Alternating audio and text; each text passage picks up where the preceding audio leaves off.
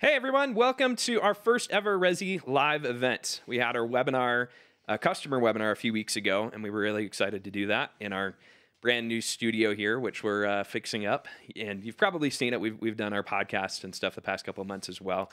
But as we've been doing more and more content, we've kind of realized, Daniel and I, by the way, Daniel here. Hey, what's up, guys?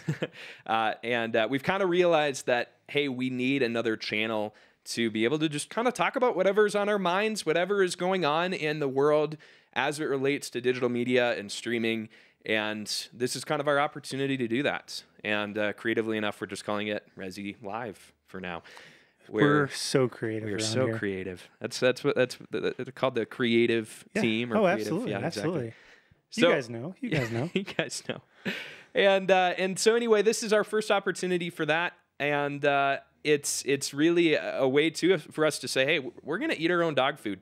As much as we're going to encourage people to stream well and to be able to produce excellent content, we want to bring that same content to y'all, and we want to be able to really create some conversation about what's happening in the world as it relates to streaming and media and church and production and whatever else is going on.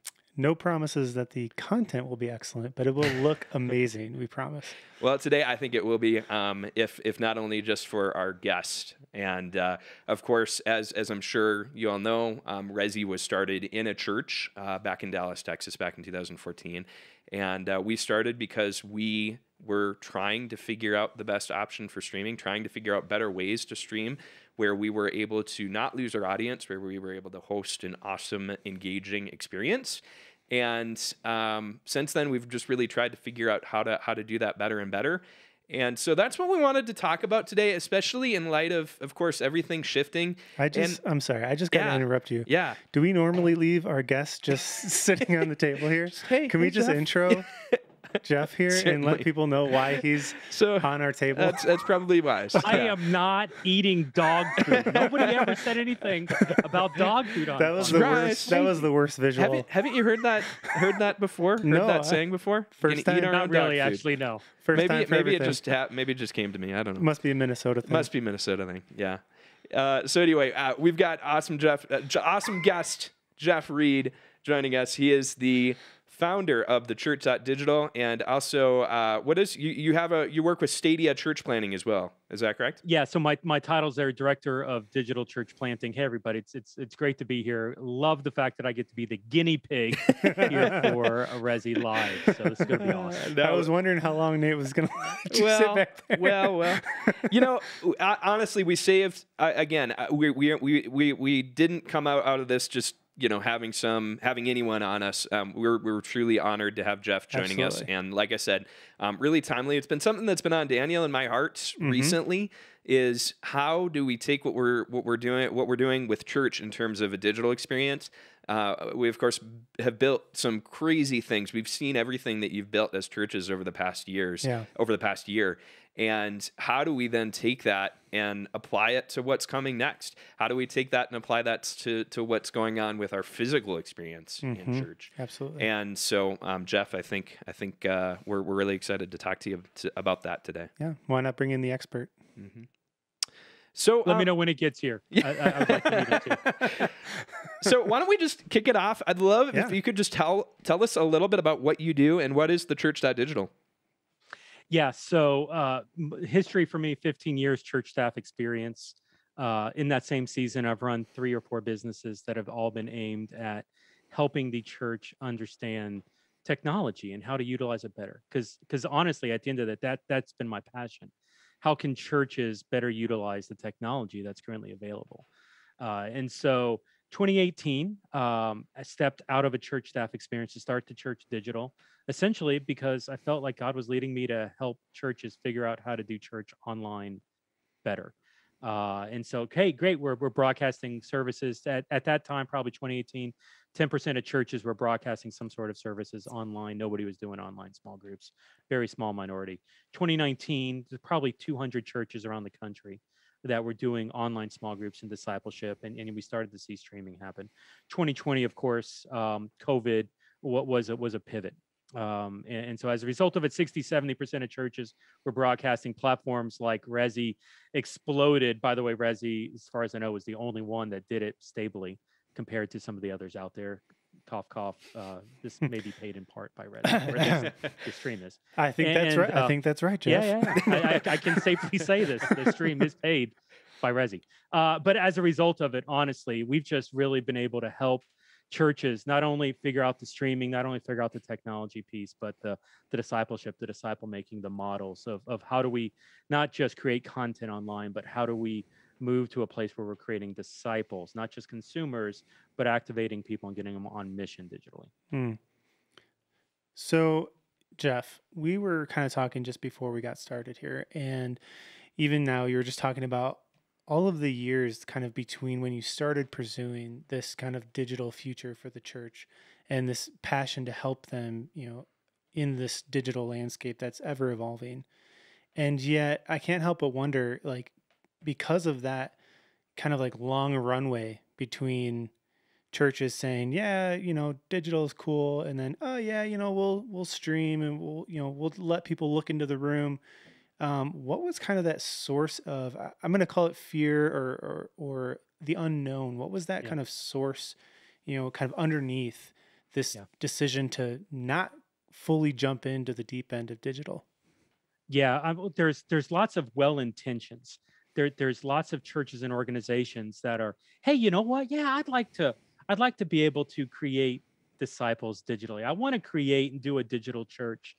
But traditionally, even pre-COVID, it's where the rubber hits the road. Are they going to put budget? Are they going to put staffing? Are they going to put emphasis over it? And unfortunately, even as we're going back to the building, which, by the way, I love the fact, let's go back to the building. The building needs, for the majority of churches out there, the building needs to shine. It has huge potential even today. Now it's decreasing in influence, but the potential to get the building mobilized, to get people mobilized in that space and release them out into the community, huge opportunities to do that. The challenge with digital is that we've unintentionally programmed for decades our pastors and our staff towards thinking a physical mindset. And the bigger the church building, the more people that you have under that building, the better you are as a leader and the more successful you are. And so unintentionally, we've created this butts and seats and nickels and noses standard. And for actually, even just today, I was having this conversation with the church where I don't know, pre-COVID, yes, numbers are diminishing and the church is losing influence. Stats, I can just go off on stats and tell you that. But as much as we feel like maybe it was decreasing even pre-COVID, I think it was really decentralizing where, people are only coming to the physical building once a month, but they are keeping up with your podcast and they are watching one service a month on the church online stream. The stories of the guy that wakes up at 8:30 in the morning and realizes, oh crap, I'm late for church. I got to get there by 9. Oh, why don't I just stay home and watch it on the TV? Rather than criticizing that guy for a lack of passion, which was where we were pre-COVID. Now, hopefully we're recognizing, hey, there's an opportunity not just to have this guy be a consumer on his couch watching his Apple TV on Sunday, but there's really an opportunity to turn that into a disciple and activate him and get him on mission. The reality is we've got pastors that are leading these organizations that are trained, 30 years ago, 40 years ago, and they're not comfortable in this space. And I don't want to criticize them because I respect them. But the reality is they're not informed enough into what can be done in this space. And it's become a major hurdle, even today, where we are in June 2021, as, hey, we need to put all our eggs towards getting people back into the physical building, when in fact, 50, 55%, maybe 60% of the people are in the building. 40% are still digital. And honestly, there's a percentage of that that's not going to go back to the building. And so we need to think differently. We need to stop thinking physical. We need to think digital as well, maybe even digital first. I use the term phygital a lot, where we figure out how to get physical and digital to work together. That's good. Jeff, I think it's an understatement to say that the church is different. And, everybody floats around this term called the new normal. Um, is the church uh, changed forever? That I'm throwing you a softball question here, but is the church changed forever, and is that a cause for despair or a cause for encouragement? Well, if you're in love with your model, if you're in love with the way that the church was February 2020, which by the way, in terms of like church growth and stability, February 2020 was crappy. Like, if you want to go back a couple decades, we're in the middle of like a 12-year decline in the church, according to multiple sources. So February 2020, as much as we want to make it the gold standard, the golden age of church, it's really not. And that's the reality. Is unfortunately we're in love. We've romanticized the way that it used to be, when you can go into these buildings, where you can do the church side hug, when you can give somebody a high five, when you can lay hands on a brother's shoulder and pray for them in physical space. All those things are beautiful. All those things can be done in different ways. It just needs to take fresh eyes to reimagine what that could look like in digital space, in a micro church environment, in a workplace. And really, the lesson for me that's come out of COVID, by the way, it's literally my job to plant churches in digital only space, Stadia without a physical building. And so, like Stadia, that's my 9 to 5, is challenging churches and challenging planters to plant churches in digital only space. The reality is coming out of this COVID season, the new normal, the next normal, whatever this phrase is we can't fall in love with the way that it used to be. And we're going to need to look at different models of church. Now, what's fascinating is the people that a digital only expression of church reaches. It's a completely different type of person that's going to go into your brick and mortar building. As a matter of fact, some of the stories that I can tell of life change that's happened out of these digital only churches are involving atheists, are involving Yeah. de-churched people that have not set foot in a church building in 10 years. Mm-hmm. And they're coming back to Christ in a digital only expression. Why? Yeah. Because digital's safer.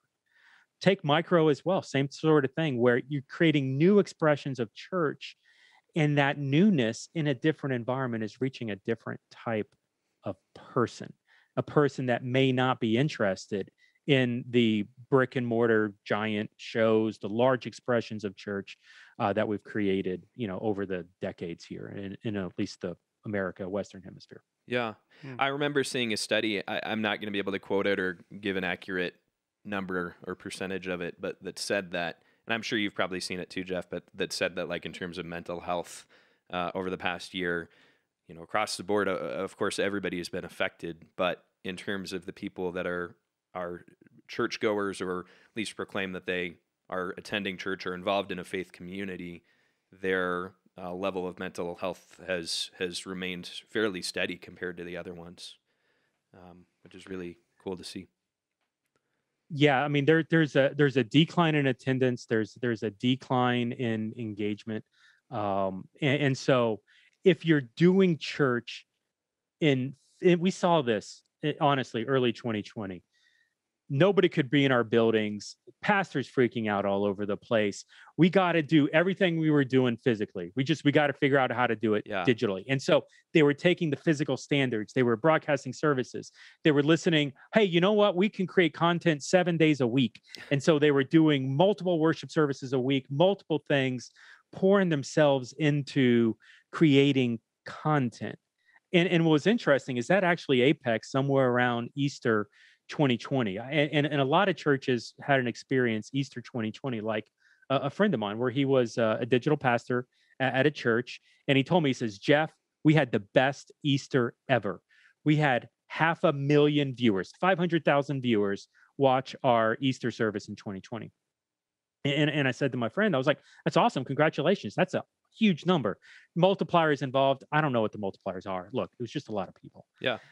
And so I asked the guy, how many connection cards did you get? How many relationships did you build that would lead towards, ongoing ministry? And he told me 11. And so he had Wow. 500,000 viewers, but only 11 stepped into it. Yeah. And really, at that Easter 2020 was where kind of the air got let out of the balloon of this idea of doing physical ministry in digital space. And a lot of churches really became aware of, hey, we need to be focusing more on relationships. The stream has a place, our services have a place. But if we're looking at our online streams, our online services for evangelism here in 2021, we're not seeing that. Barna's got tons of results on that. If a person is not, if a person cold to Christ, cold to faith, is has spiritual questions, they're not watching an online service. They're not going to a physical building. Evangelism is what's really has evolved in this season. Now they're going to conversations with their friends. They're having heart-to-heart conversations, or believe it or not, they're going to Google. They're Yeah. going to ask YouTube, Right. hey, my spiritual question, give me answers. Yep. And they're going to algorithms. Search engine optimization is becoming the new evangelistic pastor for this new era. And so it's what's our digital strategy in that? Yeah. And how are we empowering people to have those conversations? And even in 2021, which once again, our churches are stuck on this model, which documented research is showing us is losing its effectiveness by the day. Hmm. And so, how are we going to be able to position? How are we going to be able to turn the corner, release what didn't work, and start to embrace new ideas? That's really the question for the church in this next normal, in this new normal. That's amazing. awesome, Jeff. So, all right. So this question, like, really just builds on what we're just talking about. And, as someone that came from a church background, I spent 8 years in a church startup, and I'm wondering, okay, how do I do this? Like, if I'm sitting in, a church staff member's seat right now, I'm saying, man, we're not really doing any of it particularly well. How do I start to thrive in this, idea of digital church, and not just like dipping our toes in, but going all in and really trying to maximize the evangelistic power that is the digital church? Yeah. Part of embracing new ideas is you got to let go of some old ideas. And so the first thing that I want to tell you is you need to experiment. You need to try some things. Maybe you're asking questions like, hey, pre-COVID or even mid-COVID, was our evangelism effective, or were we more focused on internal usage? Hey, of these, I was just having another conversation with the church today. Hey, you've got hundreds of people that are watching you on a YouTube platform. Your service is live, but is YouTube an effective platform to not just get them to consume that live stream, but to help them get to that next step of a connections class, a small group, fill out a connection card? Like, are you seeing engagement happen where through that engagement, now you're able to route them into more of a discipleship? So is it working, or is it not? Don't just run through methods because, well, that's the way that we've always done it. Literally every playbook that the church had got ripped up somewhere around March 16th, 2020. And so we're able to come in with new. And so as we're testing new ideas out, as you're maybe discipling and taking people through a more evangelism training, just run it through a couple groups, small groups. Don't try to take the entire church through some idea that's not tested. Run it through a very small amount of people. Get feedback. Did it work? Did it not work? And make adjustments. But as you're experimenting takes energy. It takes time, which means you're asking your staff and maybe some high level volunteers to double dip. And as part of that, maybe you're also realizing, hey, there's some stuff that I've got to let go. It's this idea that there are things that we, the church, that we need to pioneer in, that we need to do something different. There are ideas that we need to persevere. There's some things from the old that are still going to work in the future, and so we want to carry that on. But there's also some ideas that we gotta perish. We gotta kill it off. We gotta let it go because it's not effective. And as much as we keep dragging our feet on things that are not effective that should die off, well, then that's preventing us from actually being able to pioneer and really explore some ideas that will work in the future today. Mm, that's awesome. So I think another question that, kind of follows right after this idea is like, okay, I want to be better in the digital space.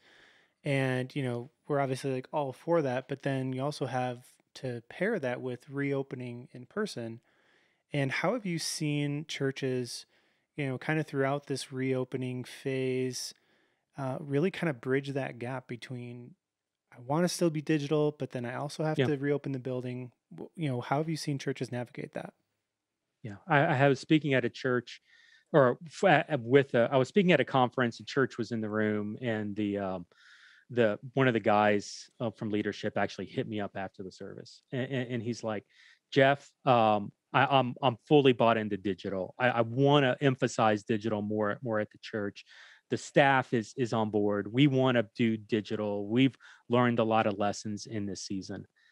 He said, but there's a couple elders, and it's an elder driven church. And there's a couple elders that are just old school. They're not seeing the new way of thinking, and they're really wanting to push physical. And so the elders are really driving the staff towards more physical when the staff is leaning more towards digital. And he's like, what do we do? What do we do with this? Because we're feeling this desire to go digital, but we can't get past the elders. And so I asked I asked a couple of questions. First off, I was like, how big's your church? And he told me, he says, we're about 250 people. And I was like, okay. So what are you excited about? And what's your volunteers or your staff and volunteers? What are they excited about digital? Oh, we love small groups. We love discipleship, relationally connecting with people. Like, we're really vibing in that space. And then I asked, I was like, well, what do you think the challenge is with the elders? Oh, well, they really like the physical building for the services. And I was like, okay, why don't you guys focus on digital discipleship, create the groups, create, more of a digital relational reach, and start a movement by doing that in digital space.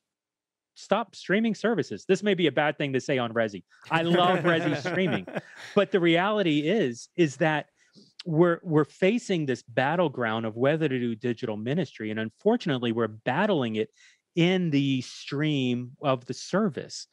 Which really, if we look at the strength of digital, stream does play a part, and I would say it's essential. But that's not the battleground that we at the church should be dying on. Let's experiment and start to explore more at this idea of doing digital discipleship. Listen, Billy Graham in the 90s, 1995, spoke one sermon, bounced it off, 47 satellites, translated in real time into multiple languages. One sermon from Billy Graham, 1995, was heard by 1 billion people. That's with a Wow. B. Literally 20% of the world's population heard a sermon live in 1995. By the way, Billy was speaking on, it was global missions.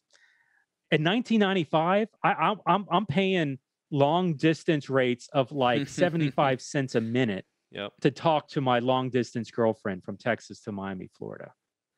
The growth that we've seen in technology is not based off of taking a message with a megaphone, blasting it out to the world.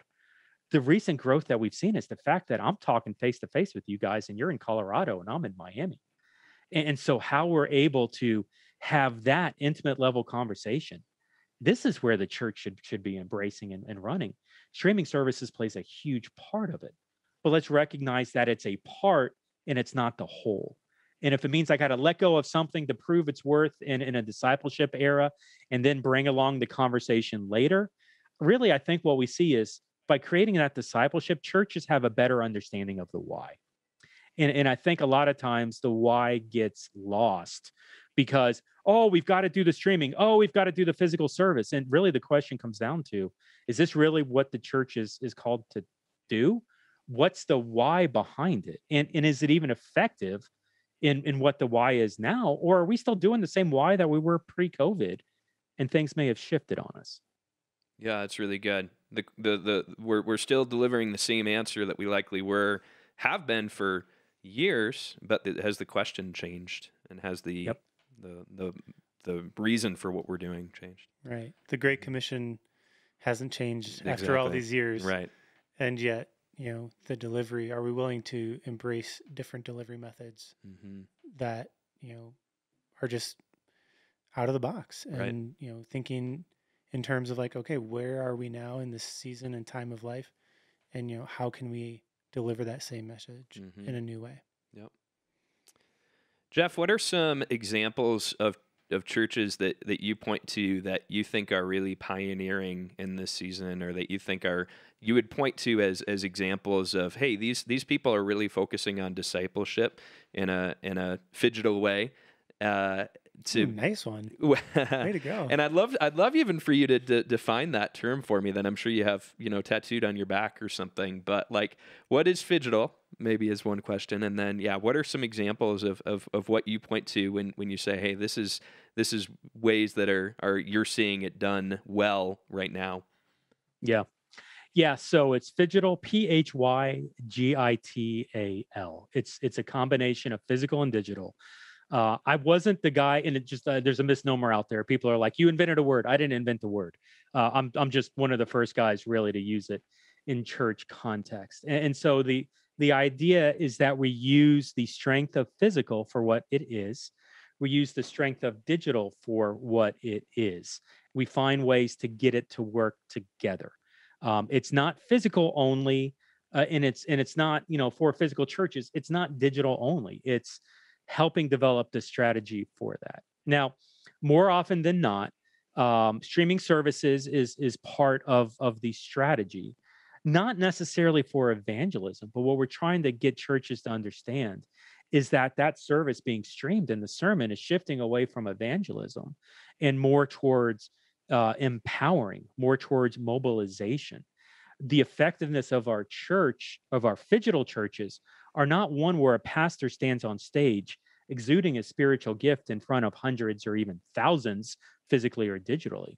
But a strength of a phygital church is one that is going to empower individuals with the gospel and allow them to reach there and help them reach their tens or 20s or 50s or hundreds or thousands within their circle of influence. It's much more driven towards disciple making, disciples who make disciples who make disciples, in a multiplication approach.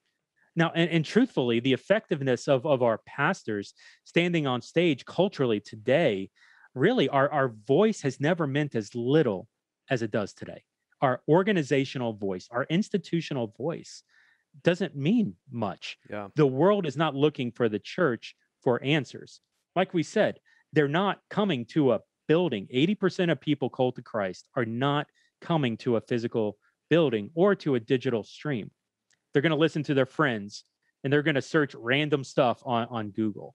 And so phygitally, we start to recognize it's all about empowering our people to have these conversations, using the service streams, using small groups, using disciple making to release those people out digitally. And it's also about developing a strategy, understanding, how technology works. What should you do, and what should you not do on YouTube to make it more effective? It's interesting. I ran an experiment, and Dave Adamson, who used to be the social media pastor at Andy Stanley, North Point, several years ago. He ran an experiment. I think he searched for, I don't know how to pray. Teach me how to pray. Mm-hmm.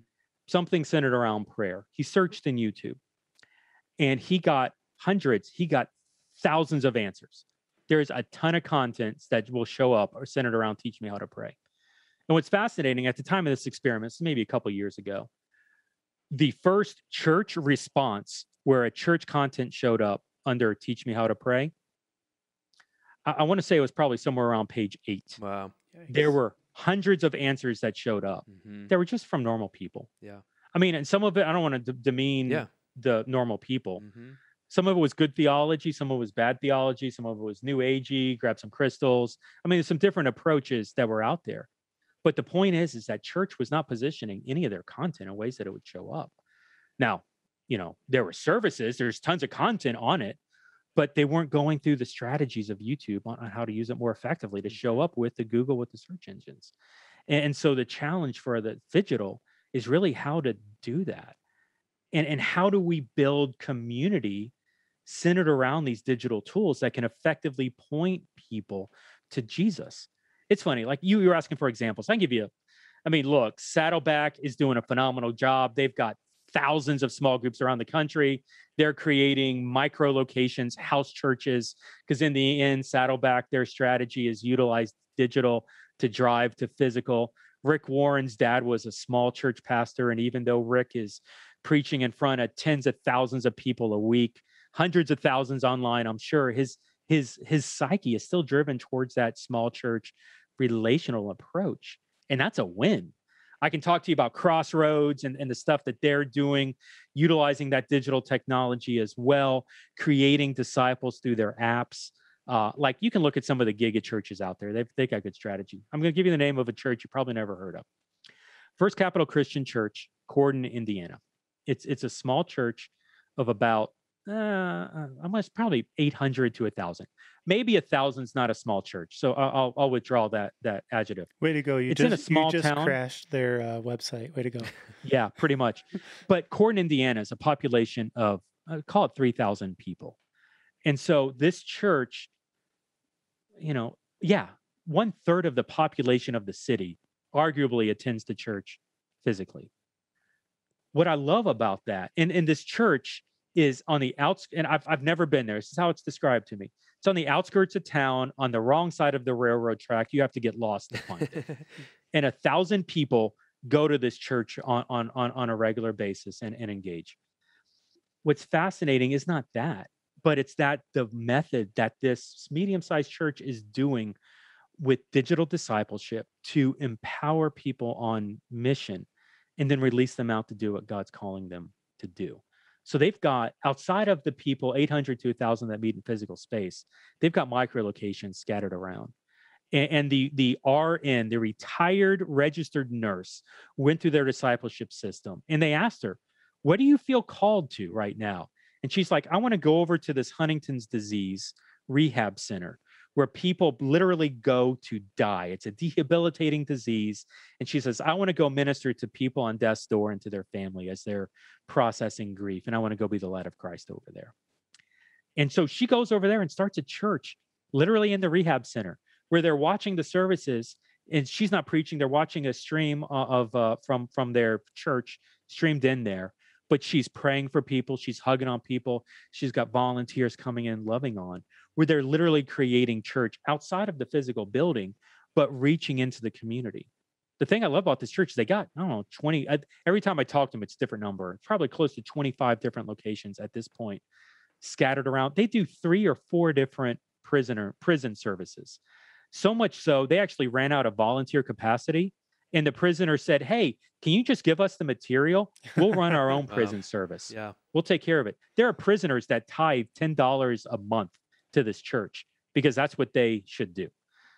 Money's not a lot, but my gosh, $10 is crazy in prison. And that's what these guys are doing because they've caught into this idea. And it's not what happens in the physical building when we're preaching, when we're doing worship, but how can we disperse this into different ideas and how can we empower people to have these conversations and to be Christ outside of the physical building? Just to pile on that question, because, I love the term phygital and, this idea of having a church space and then also having a digital presence. But can you talk to us a little bit about the model? And the first one that comes to mind is Church Home, where it's like completely digital. And how do they foster, this community and this, discipleship making type mentality without having that extra in-person kind of like, yeah, go do this kind of thing? Mm-hmm. Yeah. So Mark Venti, who's director of ministries with Church Homes, a good friend, talked to him several times. He told me a story of somebody, and I'm blanking on this lady's name. And so it's losing its emphasis because I can't come up with the name. But there's used to be campus pastor at Church Home who recently pivoted to being what they're calling chat pastor of chat, where now she's not representing and shepherding a physical campus. She is engaging with people through Church Home's mobile app digitally. So like you open up chat, you click the help button. She's one of several pastors that you get immediately. She is quoted as saying that she is doing like 85 to 100% more ministry digitally than Wow. she ever did in physical space. Wow. Because so much of what, and this is her words, this is their ideas, okay? So much of what actually pastoring is in digital space comes down more towards managing the building, managing resources, Yeah. managing stuff like that. Once you take that out of the equation, because digitally you don't have those assets to manage, it really does get more relationally drilling in. Hmm. And this is really the misnomer of digital ministry. The outsider looking at digital ministry, looking at shepherding, pastoring people digitally, technology is cold, it's distant. You're not able to get into real relationships. I can tell you honestly, digital is a tool and it is used in ways that you deem. So, hey, technology can be cold. Technology can be very warm. Technology can be distant. You know what? I would say technology actually you can be hyper intimate with someone utilizing this technology. It's funny. I was doing. I don't say this braggingly. I was doing through my job with Stadia. I'm talking with pastors and pastor spouses all the time. Coaching them and helping them work through um, questions and thoughts and challenges that they have planning in churches. And so I literally, once again, I'm not bragging with this. I made a pastor spouse. I made a woman cry within 30 minutes of meeting her on Zoom. Not bragging about that. And I was not a jerk. But Hmm. what I actually was able to do was to get into an intimate conversation with the spouse in the room and ask a hard question that was right at the heart that she needed to wrestle with. And as a result, she starts ugly crying on the Zoom call. And I'm trying to, piece it together as best I can. But it was beautiful because the transparency that happened allowed her to get deep real quick. You see, I'm staring at a camera. There's a lens right there, and Liz, you guys, like I said, you're on the other side of the country. I can say whatever I want right now without fear of you judging me because you're not literally in the room next to me physically. And so you can have a much more intimate, a much more detailed conversation quicker digital than you can physical. If I was in the physical space having that conversation with these two planners, the husband and wife, she's gonna be guarded. She's not gonna respond like she did. Can I trust him? Is this gonna be okay? We're gonna take it over time because they're in wherever they were on the West Coast, and I am where I was. I didn't have to deal with that. Hmm. And so it's understanding, utilizing the strengths of digital to have those conversations. Because if I do that in physical, it's not going to go like it is. I actually had a pastor just tell me 2 weeks ago, this guy is not a lover of digital. He does not believe in digital ministry. He says, but Jeff, I will tell you this. The people that are going through the small groups and their discipleship process, they're doing it twice as fast digitally than they were physically. Hmm. They are literally asking our leaders, hey, can we do this twice a week? I mean, it's not like I've got to drive anywhere, so we can do it late at night when it's more convenient schedules. But I just would love to kind of work through this stuff faster. Wow. When's the last time that happens in physical Yeah. space? Yeah. Let's meet more. Can we add more Yeah. Wednesday nights to our calendar? Yeah, no kidding, for sure. Jeff, I'd love to take you down a little bit of a state of the church SWOT analysis. So, kind of a strengths, weaknesses, opportunities, and threats. Let's start with strengths. So, what are some things that you would say the church has as far as strengths or some things that it has going for it right now? Yeah, I mean, so Holy Spirit, God, take the spiritual answers out of it. Maybe not even. Look, the church will survive whatever comes up. God is in control of all things, Hmm. and so even in the craziness in the midst of COVID, I'm recognizing, hey, God's moving through this, and so often I think we get stuck. We as church leaders now leading a church in COVID was a nightmare.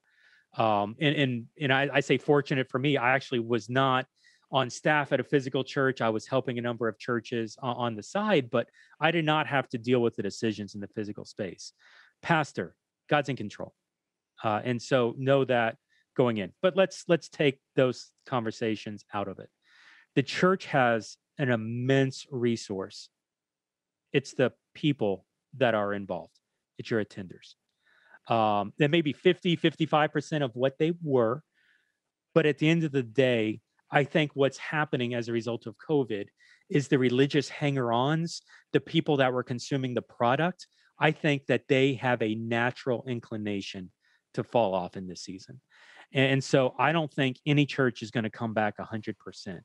I think you're going to see 50, 60, 70, 80%. Some of the smaller churches are coming back 100, but there's more relational context at some of the smaller churches. The average size church, I think you're probably going to see max out about 80. It wouldn't surprise me. Now, how can you survive? Some hard decisions need to be made there. With, once again, releasing some of the old models, doing some things differently, shifting towards more digital, which is more scalable. So understanding you've got this resource of skin that is incredibly available to you. The challenge is that they need more, they need to be on purpose. Yeah. You know, I tell pastors, I was like, don't be upset people are not in your building. Mm-hmm. Be upset that people have no spiritual purpose when they're not in your building. Mm-hmm. If we could get people on mission outside of the church, that is how we grow. But we've got to utilize them. We've got to empower them. Yeah. We've got to activate and mobilize them. It's not, once again, one man exuding his spiritual gift in front of thousands. Mm-hmm. It's thousands exuding their spiritual gifts in front of like 10. And this is how we grow. This is how we multiply. This is the future. It's not doing things on our own. It's getting people out. It's not utilizing digital to broadcast our message globally to the billions. They don't care. It's hyper focusing our message to individuals, getting them on mission and getting them released out. It's funny, Seth Godin. I mean, probably people who listen to this know who Seth Godin is. He's a marketing guy here in America, probably one of the top marketing brains in the U.S., Western Hemisphere, and probably beyond. Seth is Jewish. He's not Christian, so let me say that. Somebody asked Seth Godin, hey, how do I get my message heard around the world? And the guy was he's from Turkey. He was asking the question. And what he was really trying to dig into is what social media networks are valid globally. I want to go focus on those areas. Mm-hmm. What Seth actually answered was, 1 billion people don't care about anything you have to say. You'll never get 1 billion people to listen. Mm-hmm. And that's different from Billy Graham era, even going back to the 90s. Sure. 25 years ago, you could get 1 billion. Today, you can't. Mm-hmm. 100 million, 10 million, 100,000. Look, the goal is to get the smallest number of people possible to listen to an idea. Craft it in such a way that it's for them. Get them to own it. Get them to tell someone else. That's how you get your message heard around the world. And what's funny is Seth Godin's Jewish, not Christian. Basically described the way that Christ and the New Testament church was built, was formed and exploded out, describing essentially what we would today call, disciple making.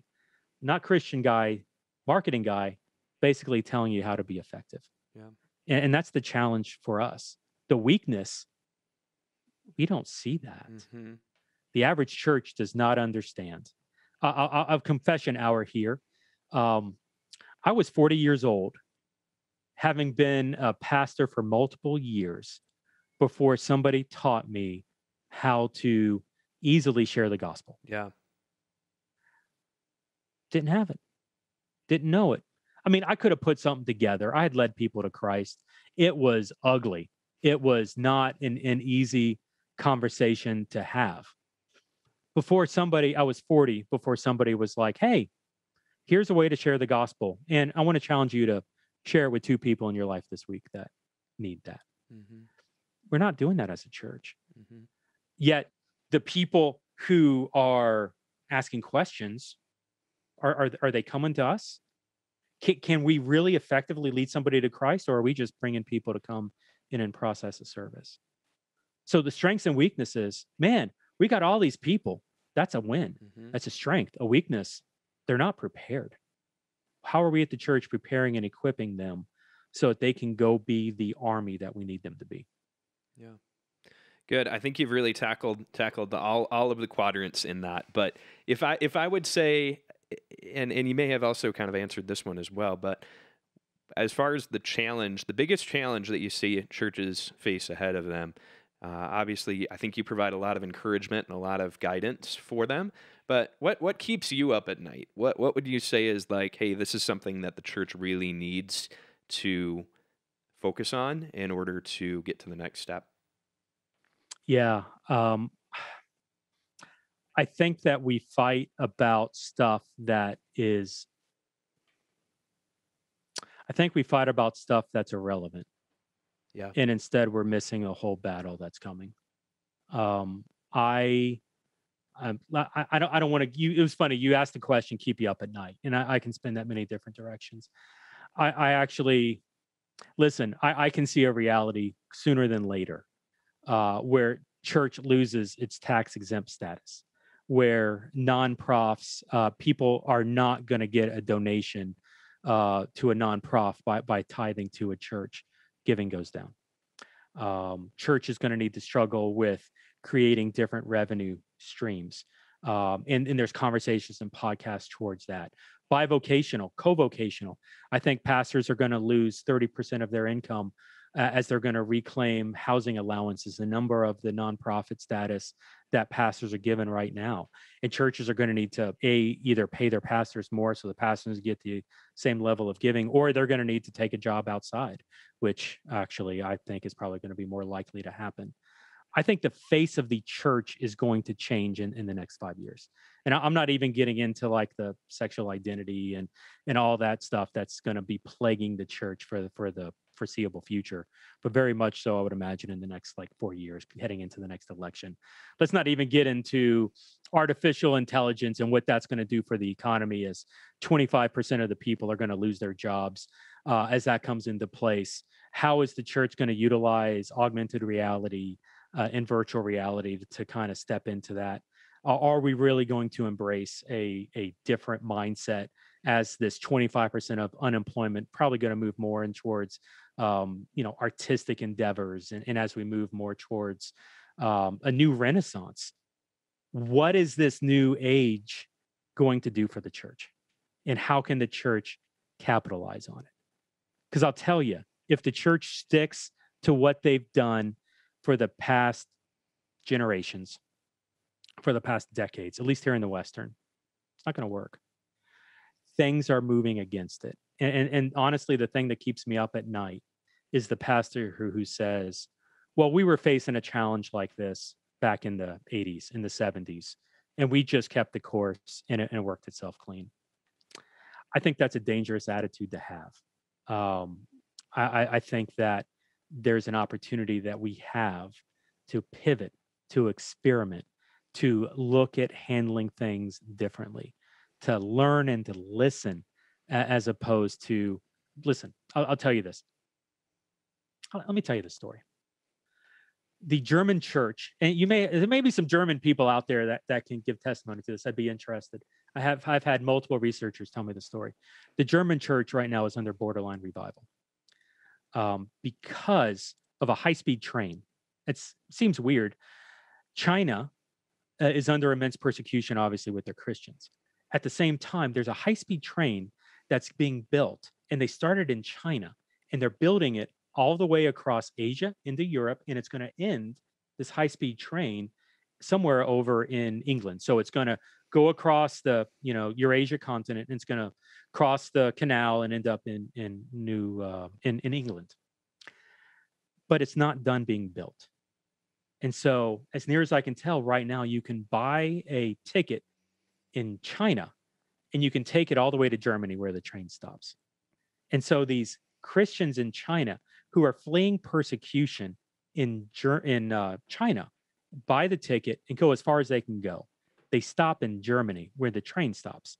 And these Chinese fleeing, I guess basically at this point being refugees, get assimilated in the culture, essentially all the way down to churches. Now, what's fascinating is the German churches didn't shove them away. They welcomed them in. And as a result, the persecution of these Chinese Christians and their faith coming into these German churches, it completed the weaknesses of the German churches. bringing them close, documented research level, bringing them closer to God. And so in a way that the train as the technology piece is allowing the German church to be fulfilled. And rather than pushing them away or telling them how they should worship, they learned from them. They were humble enough to be shaped through it. Digitally, we have an incredible opportunity to learn some of those same lessons. Some of the things that right now we're saying, hey, you know what? Technology does not work that way. You cannot disciple a person in digital space. You know who's really good at digital discipleship? I had a pastor tell me this. Every pastor in Iran, because the entire Iranian church at this point, because of persecution, the church is built on digital. They'll broadcast services in via satellite. The services themselves, which are more like TV programming than actual church services, feeds into a WhatsApp group where people are met, where people are dialogued with, and then they're funneled up and then connected into individual relationships with someone who's going to disciple them. The average person who gets saved in Iran is a member of a household. And the church's job is basically to disciple that person to the place that they can lead the rest of the people in the household to Christ. So congratulations. Welcome to the Christian faith. Go lead somebody else to it. By the way, part of that same discipleship process gets to the point where that person is baptized. And in Iran, when you get baptized, that essentially means the Iranian government can kill you. So they are discipling people digitally to the place where the Iranian government could actually kill them, would have rights to end and terminate their life. And yet here in America, we're arguing that digital discipleship doesn't work. I don't understand.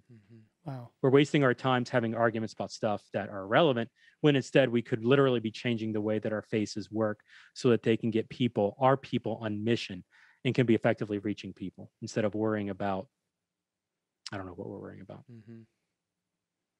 Yeah, I love the German train example. It's kind of like a Marshall McLuhan medium as the message type of thing, responding to your opportunities and your environment and your culture and your community, and using that to foster that discipleship. It's really cool. Yep. Tons of opportunities, but we need to look at it differently. We need to understand that the models of what used to be cannot dictate what will be. We can hold true. We can hold true to the heart of it. We can look at the ecclesiology of Acts 2. And honestly, a lot of the stuff that we're doing at this point, coming from a guy who's produced tens of thousands of worship services in his life, honestly, a lot of this is extra biblical. You look at what the Acts 2 church is, I'm not seeing our Sunday morning services in that. There are elements, there are pieces of it. But even as we're holding true to that model, is that model even biblical, or do we even need to reimagine what it was, going back to that source of the Bible and trying to do different things? The church of February 2020 was stuck in a rut. And COVID actually ripped up the rut to the point that the rut actually looks good. Let's go back to the rut. And that's the scary thing. That is scary. I mean, it's like we're the Israelites walking around the desert saying, can we go back to Egypt? Oh my goodness. We were getting 3 square meals a day. I eat a lot. 3 square meals a day. Second We could breakfast. at least get the food.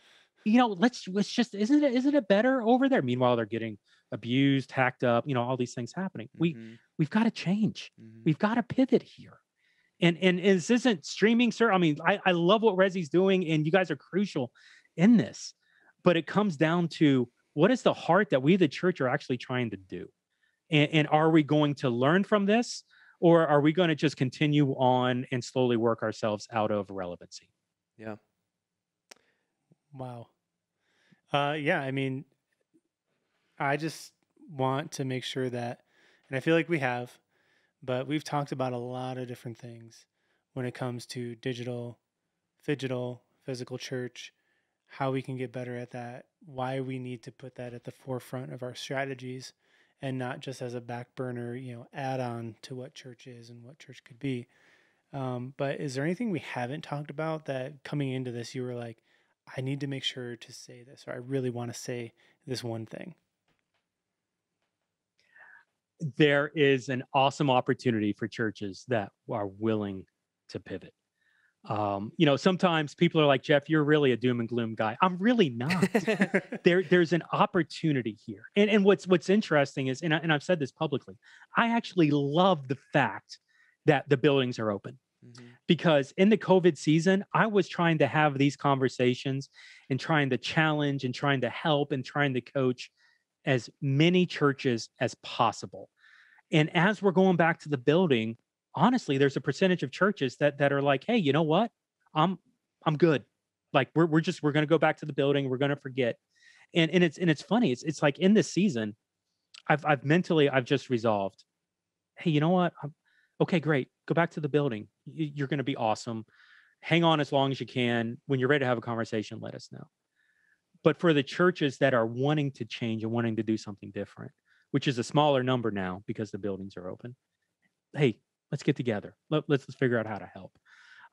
So I would go to, just if you're really interested in digging more into this, stadiachurchplanting.org/Phygital, PHYGITAL. Or really, there's links at thechurch.digital, thechurch.digital. Either way, there are great places to connect. There's opportunities for coaching, for cohorts that we're putting together, self-directed lessons that we're developing some of that content now and making it available. There's an opportunity for physical church to stabilize what they're doing now and revolutionize now and to stabilize for the future. And it really comes down to, are we, the church, are we, your individual churches, willing to think differently? And if you're willing to just release a little bit, really the stuff that we're talking about doing is not, and even the majority of this conversation, it's not centered around disciple making, or it's not centered around technology. It's really centered around how we're creating those disciples and those disciple makers. So that's the challenge that I would love. And I would love to have conversations with anybody who wanted to get into it. Dude, I'll even do this. Here's my cell phone number, 484-324-8724. It's literally number 4, the church. Spell it out. Call me, text me, whatever you want. Would love to help any church that's willing to help. Hate mail, you go ahead and send that to Colin Jones at resi.io. That'll be awesome. Perfect. Awesome. I'm sure he will be very thankful for that. Jeff, thank you so much. Can't thank you enough for your time today. One last question that I have that I just don't want to let slip, because I know, Daniel and I were both from church backgrounds, church staff backgrounds. And I think one tension that a lot of people might face in having a discussion like this is, yeah, that all sounds great. That's exactly what I want. But my leadership has other plans. And what would you say to encourage them either to, help with that conversation with leadership, or to be able to evaluate and discern what to do in that? It's a great conversation. Great question. I have it a lot.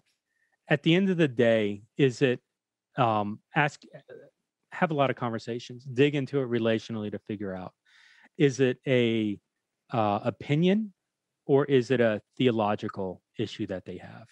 If it's opinions, you can fix that easily by just giving them more information, sitting down, dialoguing with them, and developing, like I said, a strategy where maybe the lead is more concerned about the weekend because he's gaining energy from butts and seats in the physical space, and streaming online, he's feeling disconnected from what's happening. So opinion you can work through. But if they have a theological leaning that's taking a different direction, i.e., they're reading Hebrews, don't abandon gathering together, and he is theologically, or she is theologically not recognizing the digital community as a community that's worthy of a church. It just needs to be in physical space. Theological is a lot harder to win, especially if you're a tech volunteer and you're not a pastor, because they're not crediting your theological directions. They're crediting the other sources that they're already getting, that they're already probably more comfortable with in that. And so a lot of times, some people I tell, hey, they're option number 1, sit down with the pastor, dialogue through it, and find common ground. Yeah. find opportunities where you and he can both win, i.e., focus on digital discipleship while he's valuing what's happening in physical space. Experiment, prove them wrong, establish ways to get there and get there. Number two, suck it up and just live in the environments that you are, because you're not going to get the mind changed. You're just going to have to play in that game, in that world. Or number three, change, go somewhere else. What's fascinating is there are so many churches right now that are looking for digital pastors. And there's a lot of digital pastors that are pivoting and trying to move around because they're trying to find that balance as churches are going back to physical. The number of church planters that we're working with has skyrocketed at Stadia because there's so many people that are leaving the physical space that are wanting to do something new in this season. And so there's a lot of fluidity in there. Whatever decision you decide to go down, of course, pray through it.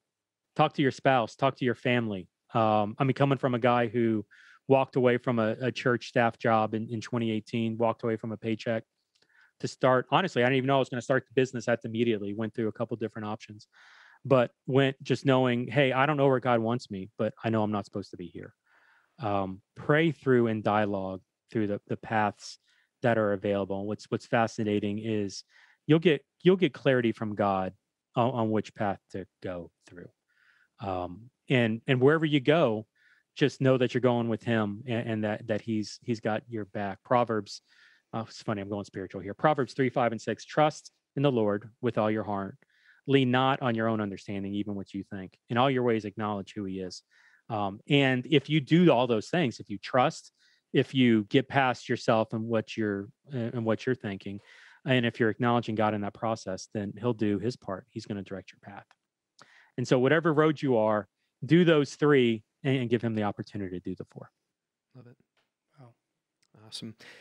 Thank you again, Jeff. Really appreciate your time and your insight today. And anybody who is watching and wants to learn more about their digital environment and their phygital environment as a church and how to foster a community within that and improve what they're doing and disciple and reach others better, please reach out to Jeff, and we'll put his information in the description for this after the event here. And thank you all for watching today, and we'll see you on the next one. So thanks.